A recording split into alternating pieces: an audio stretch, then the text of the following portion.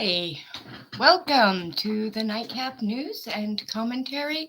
I'm your host again, Liz Cicio, and I hope you guys are having a great weekend. So today's episode is Broken Wing, and I want to actually start off by reading a quote by Hillary Clinton. This was in an interview she gave this week, and and the topic is elections, right? And the legal threat to our democracy. And what I mean by legal threat is the legal steps being taken by the Republican Party, and actually also by the Democratic Party to vastly inhibit democracy. So I'm going to actually read what she's talking about because here she thinks she's being the good guy. And she says, I think it is time for, some careful thinking about what wins elections, and not just in deep blue districts where a Democrat and a liberal Democrat or a so-called progressive is going to win.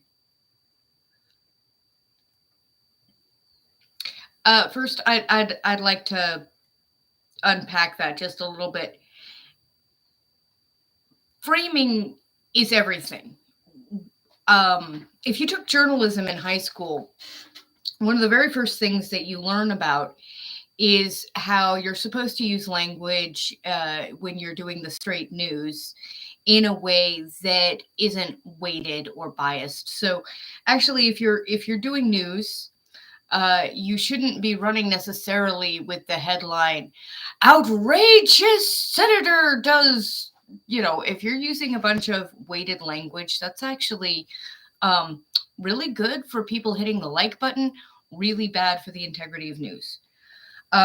So when she says so-called progressive,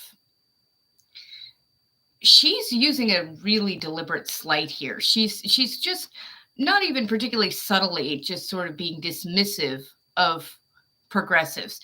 And with Hillary, this isn't the first time. She represents the neoliberal corporate Democrats.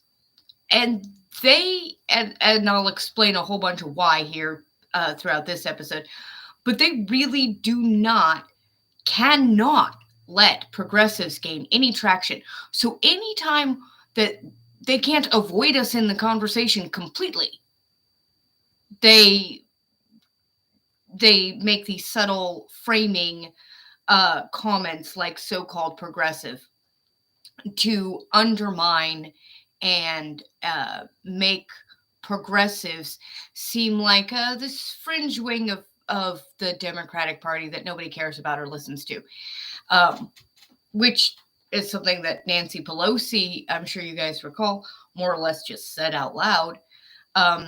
And they're absolutely wrong in that assessment. That assessment is costing them elections, and it's going to keep costing them elections because they don't realize that the majority of voters are actually really progressive.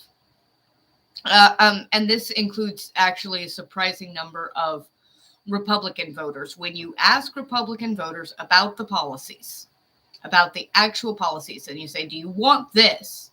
They say yes. They say yes to progressive policies. When you tell them it was written by a Democrat, then they don't want it. But the policies themselves are solid. So I'll continue with the quote. First of all, we don't know what the state of the map is going to be after all of the redistricting. It appears as though the Republicans in a number of states are doing their best to eliminate as many seats that Democrats can be competitive in. And so we've got to be clear-eyed about what it's going to take to hold the House and the Senate in 2022 and to win the Electoral College, because also Republicans are doing everything they can to create an environment in which winning the Electoral College, even narrowly, the way Joe Biden did, will be out of reach for a Democrat.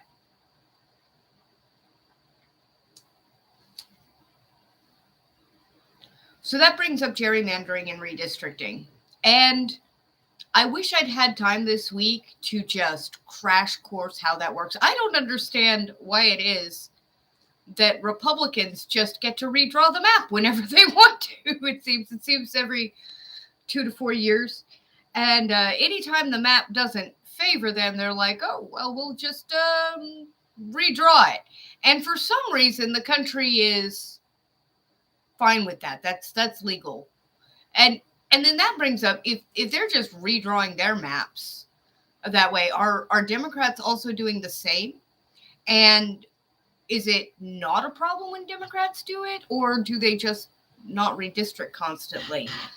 And I actually meant to look all that up this week, and I did not have time. So I apologize that I can't give you guys great information on how gerrymandering works. We will get to that, particularly as it gets close to elections. We will start going through the bitsies and pieces of how that whole process works, because there's some really messed up stuff in there, and it's all legal. We have corruption because we've codified corruption. We've made it totally legal to be all kinds of corrupt, and we did it in the name of freedom, FYI. Okay, so she goes on to say that Republicans are creating an environment in which even if a Democrat were to win the popular vote, it wouldn't make a difference because they wouldn't win the delegates in the Electoral College. And we've already seen this actually happen twice. Everybody knows that it happened with Donald Trump. I don't know how many people necessarily remember. Some of my younger viewers might not remember. But actually, this also happened during George W. Bush's first election. Now, I'm pretty sure, if I'm remembering correctly, he actually did win the second election pretty fair and square. There's a reason for that. The reason is because Americans do not like changing drivers in the middle of a war. And that's actually, we'll get into a little bit about how Trump played with the idea of starting a war in order to keep his, but he did it so badly. And I think in part that's because one of the few positive things you can actually say about Trump was that he was not a war hawk. There's just not a ton of positive things to say about him, but he was not much of a war hawk. And he disappointed. I know a lot of the war hawk Republicans never liked him because he wanted to bring our troops home.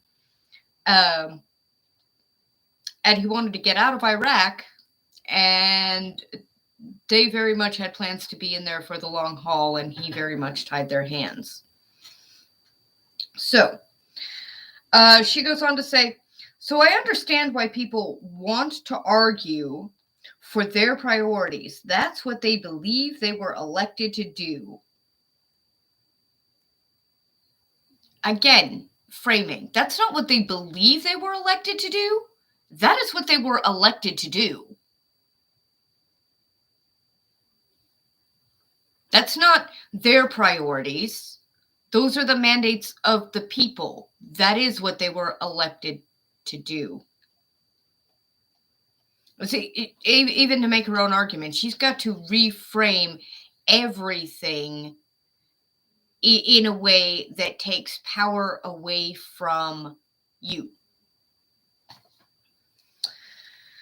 But at the end of the day, nothing is going to get done if you don't have a Democratic majority in the House and the Senate, and our majority comes from people who win in much more difficult districts, and our majority in the Senate comes from people who can win not just in blue states and hold those wins, as we saw didn't happen in Virginia, but can win in more purplish states.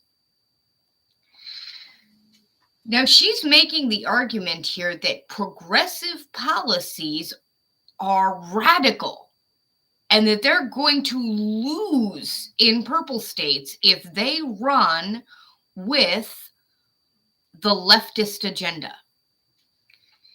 And the problem with that thinking is it's the exact same thinking she went into the 2016 election with. Exactly the same. She dismissed progressives then, and basically, not basically, she literally said, we don't need them. And progressives went, well, yeah, actually, you do. And this woman insulted not only a ton of Americans when she called Trump supporters deplorable. And man, choice of words. That was just a mean thing to say. We have really gotten to a point in our politics and in our media discourse where sarcasm, cynicism, and just plain meanness rule the day. So she calls them deplorable, and they really object. And I think very thoughtful people kind of stood in a little bit of a balance, because on the one hand, that was an awful thing to say about literally millions and millions and millions of your fellow Americans. That's who they were, Hillary Clinton. They were your fellow Americans. On the other hand, there was even then a wing of them that were truly deplorable. Okay? Just awful, awful, awful people. Was that during the 2016 election necessarily the average Trump supporter? Were they all deplorable? No. Trump did things throughout his presidency. In fact, basically from the moment that he was elected, that caused reasonable Republicans to go, oh my goodness, what have I done? And NPR and MSNBC for a long minute there ran story after story after story about all the Republican voters who felt just absolutely betrayed by Trump and were leaving the party in droves. So if you want to know why Biden won with a record, it's because no president, I think, had ever disgusted his own party more. So she's saying that we're going to have to get more moderate if we're going to win in purple states, while completely ignoring that moderate is what caused her, who is, long been known as a Republican light, to lose to a man that literally most of the country would have voted for a broken toaster over Donald Trump by the end of his first term. I mean, really anybody but. There was never, even for Bush, have I ever seen just this level of, oh my goodness, can the rocking of the boat please stop? We need 4 years of peace. If you guys want to know why we managed to elect a guy they literally refer to as Sleepy Joe, it's because after all that rocking, most Americans would very much like a nap now. They would like to be able to tune out of their news and just live their lives for a minute. And really, the only reason that isn't just happening and the neoliberal machine isn't just rolling along all happy now that Trump isn't literally stepping on every kind of taboo possible is because COVID has interrupted that cycle now. So we have on the right wing this very obvious rise in fascism, totalitarianism, authoritarianism.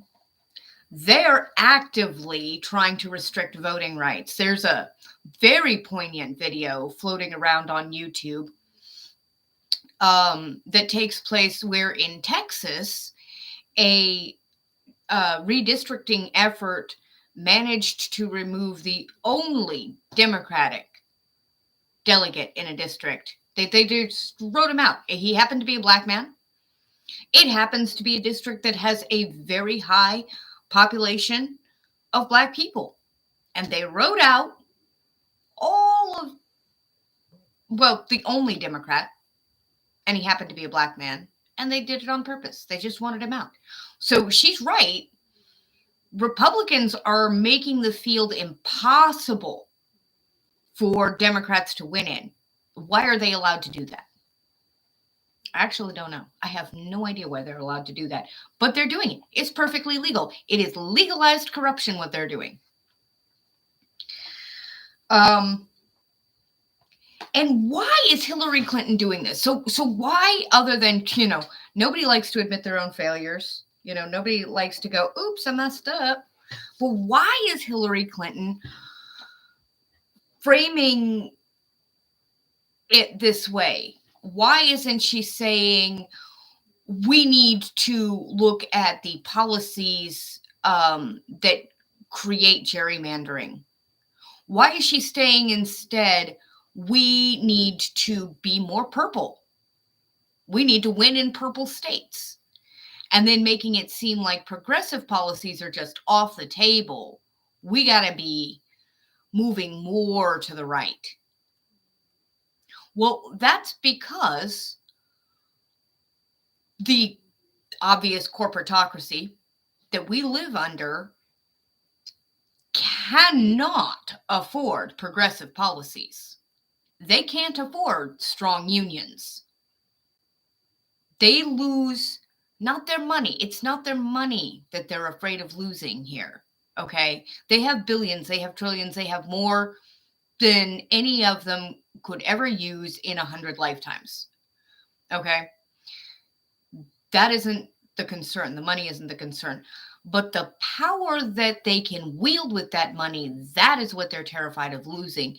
And if progressive policies are given air, any air at all, then the corporations, the people who really decide the policies that ultimately regulate our day-to-day lives, when we get up, when we go to bed, how many hours in the day we have to take care of our children, to help them with their homework, to clean our own houses. They can't afford for us to have bargaining power over our lives. That's what they're afraid of. And progressive policies defang the corporatocracy basically on every level. State childcare, for example. Can you imagine? Sure, okay, you've got a great job. You're a plastic surgeon to the stars, and you rake it in hand over fist. So your kid can go to a real nice private daycare. All the best, right? What about the family who has no money at all? And in fact, because they have no money at all, mom's thinking about picking up extra gig work. Dad's now driving for Uber and DoorDash in addition to his horrendous office job. And they have no time to help the kids with their homework. So the kids are falling behind in school. And this would be happening if the pandemic wasn't here, right? So what if they had access to daycare? Maybe it's not the ritziest daycare, but what if they, in any town in this country,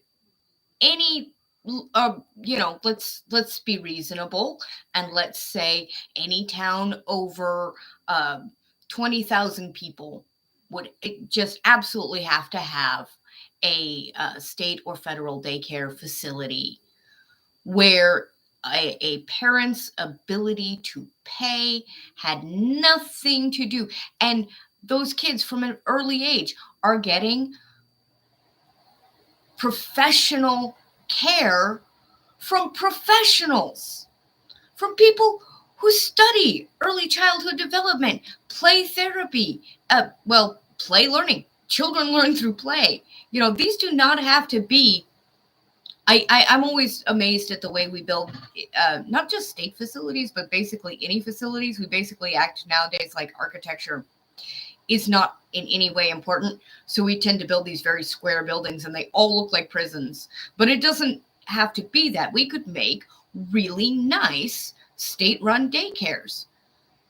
Daycares we could audit, regularly, look at regularly, that would be accountable all the time. And parents could go to work knowing that their infant was going to be safe. And they wouldn't even necessarily be spending their infant, because in a progressive world where the corporatocracy is very much defanged, moms are staying home with their babies as long as they need to. Not everybody would be living in such a way that they will lose their apartment if they miss 6 weeks of work so that they can care for their brand new baby. And what if that brand new baby happens to have some kind of, mental or physical health problem right in the very beginning? What does the poor mom do when her kid is born with spinal bifida? Or maybe very serious mental health issues? It's hard enough when your kids are perfectly fine, all fingers and toes and smiles. When there's something wrong, there's not necessarily extra help. And there's an entire strata of workers who are workers. They work 30, 40, 50 hours a week, sometimes not all at the same job, because that's one thing that the corporations love to do in order to keep their power, just to make sure that they're always giving you just enough hours to stay underneath where the regulators say, hey, you have to start providing 401ks, and you have to start providing benefits, and you have to start doing this and this, and you have to start considering these other rates of pay. So they keep your hours at this one place that you wind up making like 25 hours a week. And at this other place, they've got you scheduled for like 35 hours a week. Neither of them are scheduling you for 40 hours a week, so they don't have to pay you accordingly.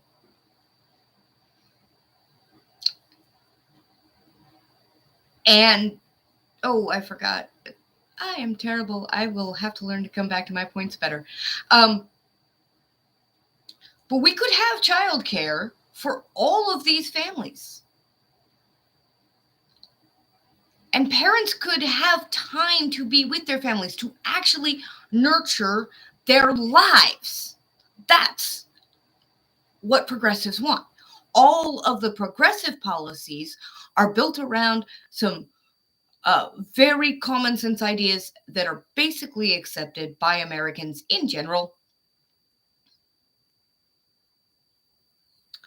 Oh, that's wonderful. So in Connecticut, thank you, LaToya Boone. In Connecticut, there is a daycare preschool that is free for working mothers and fathers.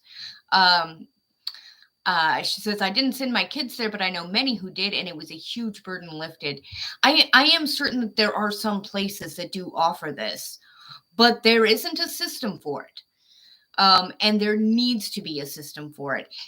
We need to be able to go move into any city. If your work takes you from let's say, Portland, Oregon, up to Seattle, you need to know that you can move to Seattle and find your daycare in your neighborhood, easy to get to. We could do this. We could provide a lot of jobs just by providing daycare. And that's another progressive policy. All of the things the progressives are asking for, that we get told all the time, oh, that's a huge ask. Oh my goodness, that's going to be costly. Well, no, actually. For example,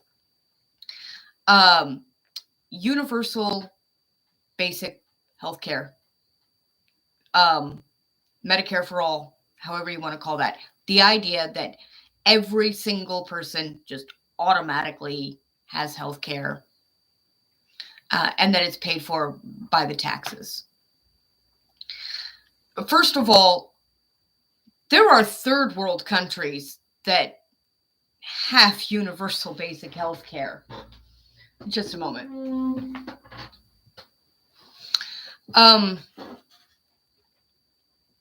Mexico has universal basic health care. Canada has universal basic health care.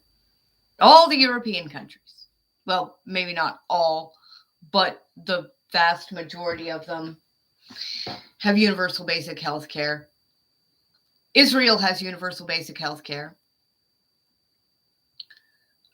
Apparently, we are the only first world nation that does not think that we can afford to have health care for our people. We are told that that is way too expensive. It's a huge ask. But it isn't, because it would save a lot of money and it would create a lot of jobs. There's an issue all across the entire United States, but particularly in rural areas, Republican areas, of having enough healthcare providers. There are not enough regular family doctors in some regions. In other regions, there aren't enough specialists. In other regions, there's not enough of either. Some areas lack dentists. Some areas lack mental health professionals. And if you need a specialist, if you need a special type of mental health provider or a special type of cancer doctor, and you live in Tooele, which that's a very small place in Utah, you may not have access to that level of care, or at least not easy access. So if you're a poor family and you've got a kid who has serious medical issues, now you have to drive 3 times a week to go see a specialist. How many hours away?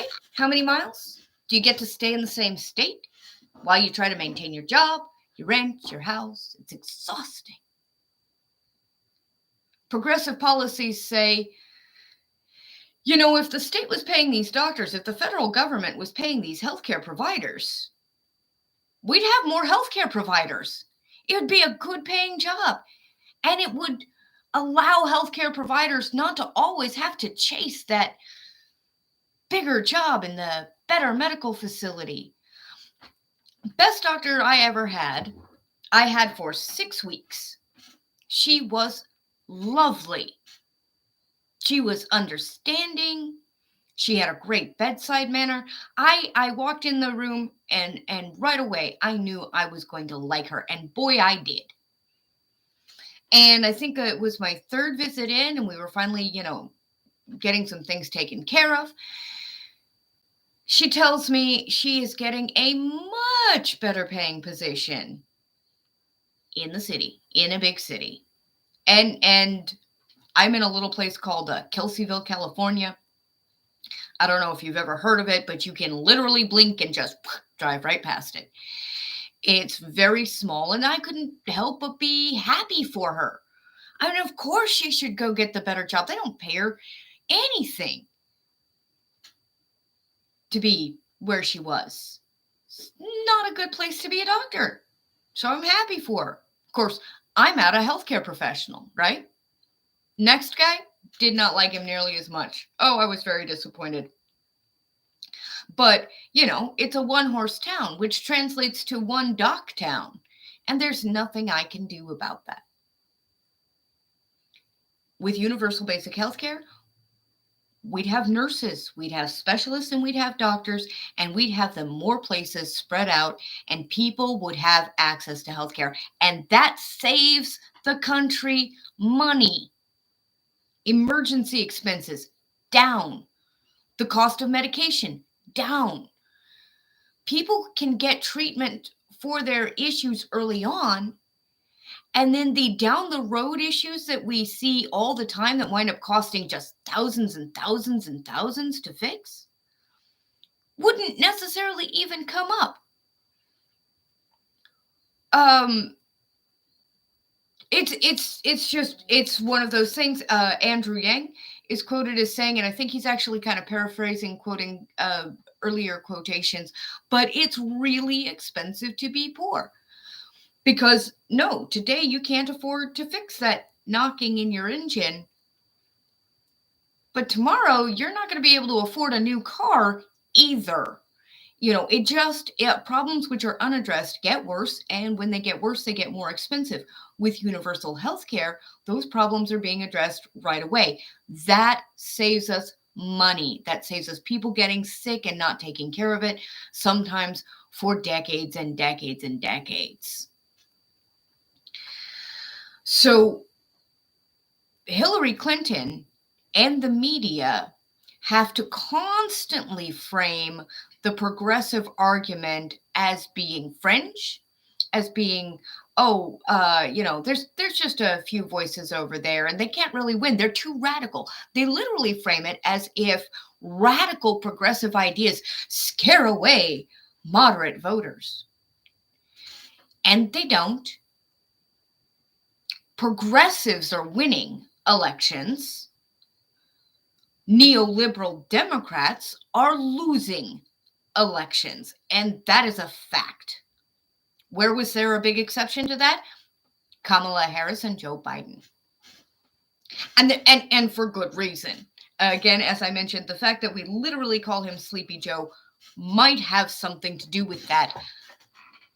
After Trump, boring looked a whole lot like peaceable. Sleepy looked a whole lot like not impulsive.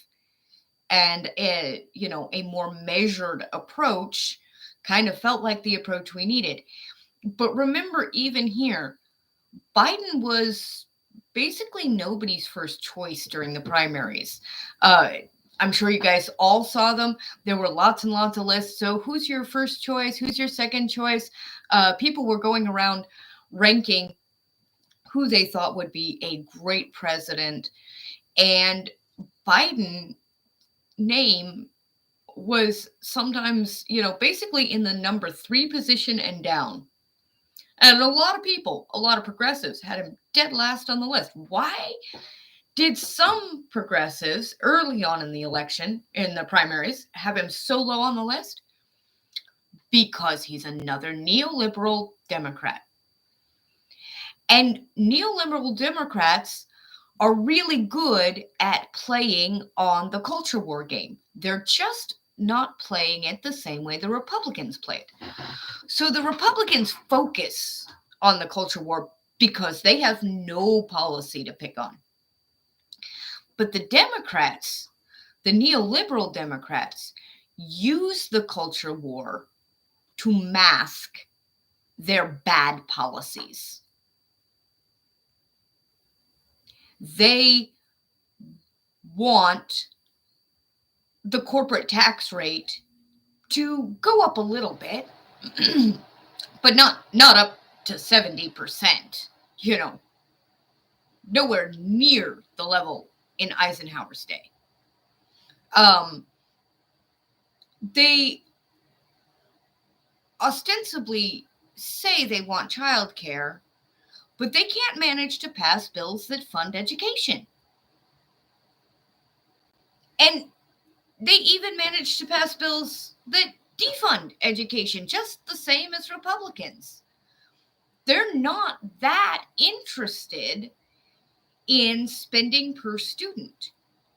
Even in some Democratic states, maybe all Democratic states, I should look this up, but spending on prisons vastly outweighs spending on education. And this is expensive. Neoliberal policies that prop up corporations and say that their interests, their profits, their contribution to the economy is so great that it supersedes every other consideration. The basic human rights of individuals, the basic right of families to be families, the basic right of workers to profit from the fruits of their labors.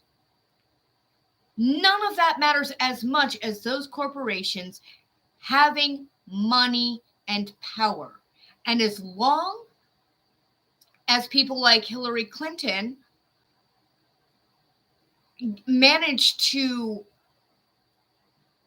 keep framing the conversation in such a way as to make progressives seem like just fringe radicals somewhere in the left that nobody cares about, rather than what they actually are, which is somewhere between 60 and 80% of the entire US population. Yes, this includes Republicans. And they cannot let you know that. The mainstream media can't let you know that. They have to frame it this way. Here's another thing that they do in terms of framing that it occurred to me the other day, because this is a tricky thing that they like to do, again, to make progressives seem radical. They will say things like, universal basic health care would come at just enormous cost to the taxpayers. That's ridiculous. It's ridiculous because the taxpayers are everybody. And universal health care is for everybody.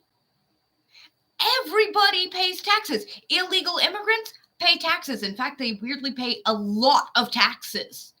Children pay taxes, except maybe in states like Oregon where there's no sales tax. But children who go to the store and buy a candy bar pay taxes. You're the taxpayer. I'm the taxpayer. We all pay taxes. So when they say it would come at an enormous cost to the taxpayer, what they're really saying is the taxpayers would like to get their money's worth out of what they're spending in taxes.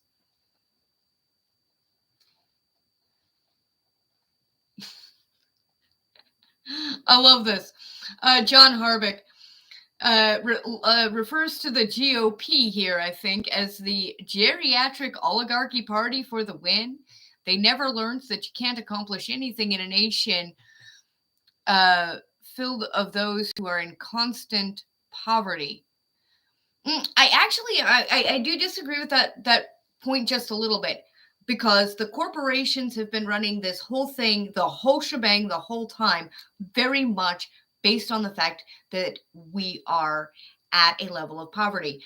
In order for society to run, they have determined that X number of people, X percentage of the population basically has to be on the brink, because that's the only way that they will put up with the terrible treatment doing terrible, tedious jobs. That's it. So rather than let those people actually profit, say, oh, come do this tedious, terrible job, and we will make sure that at least you have a good life. You've got time for your family, and you've got money to take them nice places and do nice things for them, which, by the way, would keep Americans fat, happy, and blind for eternity. So why they don't do that sometimes puzzles me. But they don't do that because they determined that the best way to make the economy run was for them to have all of the money and all of the political power. And the only way to keep that was to make sure that millions of Americans are skating on the thinnest possible economic ice. Never enough to just truly break, although it breaks all the time. People fall through the cracks all the time. That is a huge expense to the economy. Do they care? No. Do they want to invest in the economy? No. Do they want to entertain progressive ideas of what we can do about the problems in housing? No. No, they don't.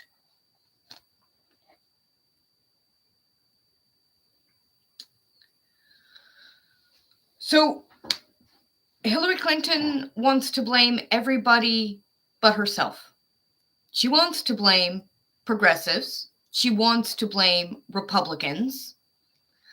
But what corporate Democrats really need to understand is that their policies are unpopular. Playing piecemeal politics flirting with Republicans while Republicans flirt with fascism is a failed policy. And that brings me kind of to the title of the episode tonight. I probably should have named it Broken Wings, because the more I thought about this, the more I realized it's both wings. We're in probably the death spiral of an empire. We've got one wing crippled with rising fascism, and the other wing trying to play catch up still. Unity, my brothers, unity. We have to stick together. Let's move further right. Let's be more purplish. But that's not where the people are at all. The people, the voters, including Republican voters, are actually moving in a direction that by Europe's standards, by most of the world's standards, would be considered decidedly moderate. Just straight up common sense right down the middle of the road. And because the corporations have to play this game in the media, with the politicians and all of it, in order to maintain their power, they have to do this. They are going to paint this majority of the American people who are united, in fact, in certain ideas about the economic progression of this country, as fringe radical leftists. They try to diminish the number of people who would vote for progressive policies to just a few incapable of winning elections. But they give themselves away. If you'll recall, they not only cheated throughout the entire Democratic primary in 2016, but then they wound up having to go to court and basically saying, yeah, we cheated. Yeah, we broke our own rules and probably the law. Yeah, we cheated. But guess what? We're a private corporation. We get to set our rules. We can change them whenever we want, and we don't even have to follow them. And the courts said, oh, yeah, that's technically correct. We codified corruption. So the DNC, the corporate moderate Democrats, couldn't even win the 2016 election while cheating. And they were so bold about that cheating, they went to court and said, yeah, we did. Now, they would have you believe that Donald Trump's cheating is just the worst thing that ever happened to this country, or his attempt to cheat. And it's right up there. I'm not trying to dismiss or belittle that, because it is right up there. But they fail to acknowledge the hand that they played in that their cheating during the primaries in 2016 may very well have prevented progressive ideas and progressive candidates from making a real impact that would really move the voters. We told the powers that be through social media over Occupy and several other social movements that happened prior to the 2016 election, really kind of from 2012 forward, we were very clear on every level. Just read anybody's Facebook page, that we were tired of establishment sort of legacy politics, that all these politicians who'd been representatives for decades and decades and decades unbroken, who didn't really have anybody real running against them, that all of this establishment rule, the day was at an end. We told them. The American people were fed up. They were fed up because Barack Obama was a huge disappointment to the progressives that got him elected. They want to frame everything about Barack Obama in terms of him being the first Black president. And certainly for the right wing, that was a major issue. But Barack Obama also deeply disappointed progressives who got him elected. And we realized, he was going to keep making sure that all the benefits of the bailout, of the economic crash, went right to the CEOs, the people who caused the crash, the banks, the people who could not manage, who had multi-billion-dollar businesses and couldn't manage them. They were too big to fail. While American homeowners were blamed for making poor choices, taking out subprime loans that were pushed on them. Barack Obama oversaw that. Progressives were not happy. And because of it, we told the powers that be, you're fired. You're fired. The Democrats ran Bernie Sanders as their attempt to fire the establishment, and the Republicans ran Donald Trump as their attempt to fire the establishment. And neoliberal corporate Democrats cheated during the primaries. The American people saw right through it. I really do think, to some extent, these politicians were so accustomed in previous decades to people not watching the news, not paying attention to their little press conferences. They were so accustomed to just getting away with saying and doing whatever they wanted, like none of us were going to notice because we weren't watching the news, that they've forgotten that there are cameras everywhere and people are super tuned in now. Because they're going to pretend all over again, like it's progressives that are radical and being rejected by the voters. And they will blame progressives when they lose the House and the Senate. But it isn't. It was them that we fired. Now, are we going to lose the House and the Senate? If you guys have been watching mainstream media news, which I hope you do, okay, I'm going to be a little bit different than the rest of my independent compatriots here, and I'm going to say, please watch the mainstream media news. Also watch the independent news. Also read, particularly local newspapers, if you can. Try to support local newspapers. That's a big deal. But yeah, watch the news. Watch the different framing. Make up your own mind. Think for yourself. But if you've been watching the news, I lost that point there. Again. I'm so good at that. No, I totally forgot where I was going with that. I'm terrible. Oh, yeah. So if you watch the mainstream media news, just notice that they're going to be gaslighting about progressives almost every single time that they bring it up. And they have to, because they're just the PR arm. They are the propaganda arm of that corporatocracy. They are corporations. CNN, corporation. And we're seeing right through them. That's the point that I was making. Americans are tuned in now.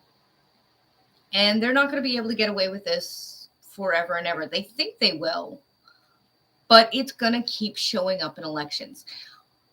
Are we going to lose the House and Senate? That is to say, Democrats. Are Democrats going to lose the House and the Senate?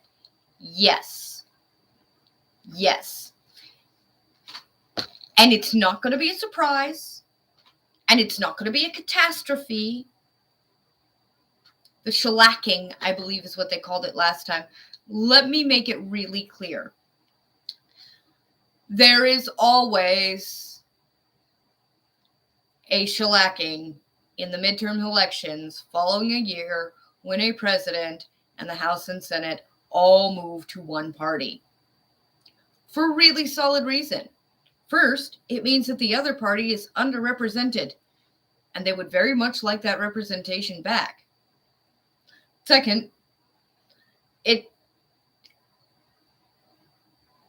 strikes most Americans just culturally. This is stuff we heard from our parents and our grandparents, and we may not necessarily have evaluated how true it may or may not be.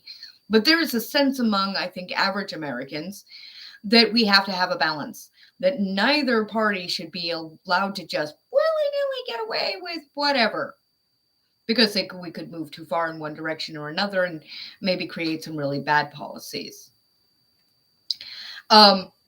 So Americans typically almost always vote in a way where if a president and the House and the Senate are all elected from one party, the following midterm election, at least one or the other, either the House or the Senate, usually both, are going to flip. So you can basically count on it because it's a statistical probability. Is there anything that Democrats could or would do about this? Will do about this? No, there's not a thing. Not a thing they're going to do about it. They could, if they wanted to be intellectually honest with themselves and the American people. I haven't said anything radical. This is common sense. But they won't, because they would need to run progressives. I'm going to make the exact opposite argument. These people aren't going nearly far enough left. The American people have gone pretty left. It's not really actually left.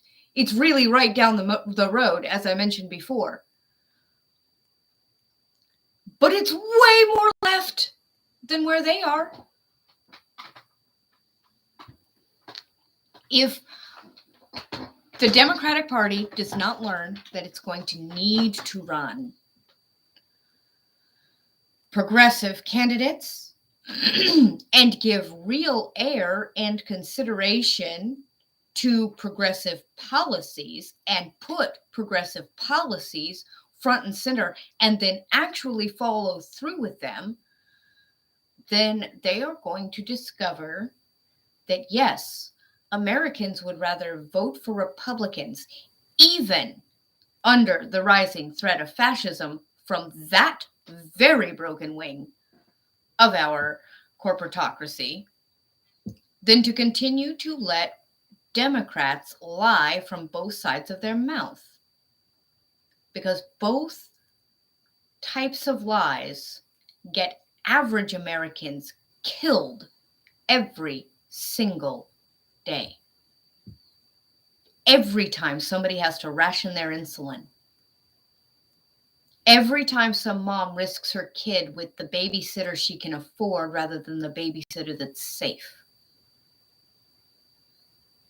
Every corner we cut, every time we drive too tired because we're working too hard, that is costing us lives. That is costing us trillions and trillions and trillions of dollars.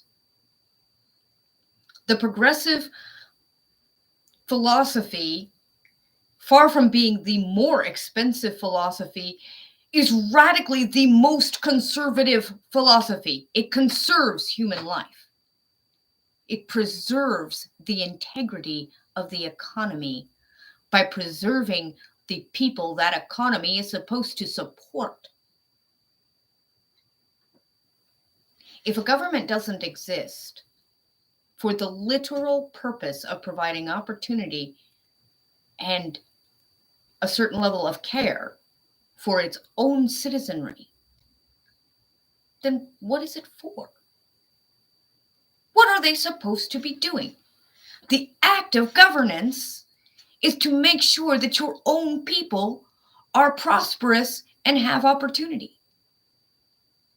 So as long as corporate Democrats and the Republican Party are willing to allow millions and millions of citizens, taxpayers, to basically wallow in poverty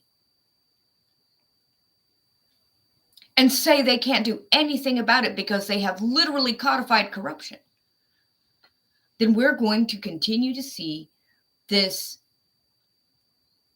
frightening and very real slipping further and further to the right, where the corporatocracy increasingly uses fascist policies and fascist methodologies to maintain the tightest grip on an increasingly desperate and helpless people. And I probably will spend an entire episode on how the police are the enforcer wing of that corporation, as much as the mainstream media news is the propaganda wing. Although that won't be next week's episode. Thank you, by the way, for sticking with me, everybody who came tonight. I really appreciate it.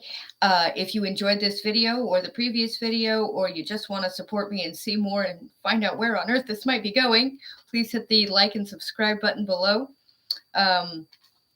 And again, we will air on Saturday nights at 8 p.m. This is the correct time this week. Sorry about last week. Turns out I have no idea what I'm doing, and it shows. But next week's episode is going to be about the press and propaganda. We're going to talk about that specifically. We're going to be talking about the honesty of the press, and why people are turning increasingly to misinformation, why it was so easy for Donald Trump to attack of the press as the enemies of the people, and what the press themselves have done repeatedly and for quite some time now to give him the wiggle room to say it. I mean, because what are they going to do? Say that they've never wagged the dog? So, yeah. So that's going to be next week's episode. Thank you again for sticking with me through this topic. I hope next week also we're going to try to add a feature, which is that I'm going to try to cover more than one story in an hour. I spent an entire hour again talking about just one thing, and I really hope you guys enjoyed what I had to say, my thoughts on that. We're going to try to actually start covering some real news in maybe a more newsy way, a little less commentary, and a little more actual news starting next week. But again, thank you all so much for joining me here. I look forward to seeing you guys next week. Latoya Boone and John Harvick, thank you so much for your participation in the comments in the chat tonight. And live long and prosper. And ignore the fact that I still can't reach the stop streaming button without, there we go. All right. Live long and prosper.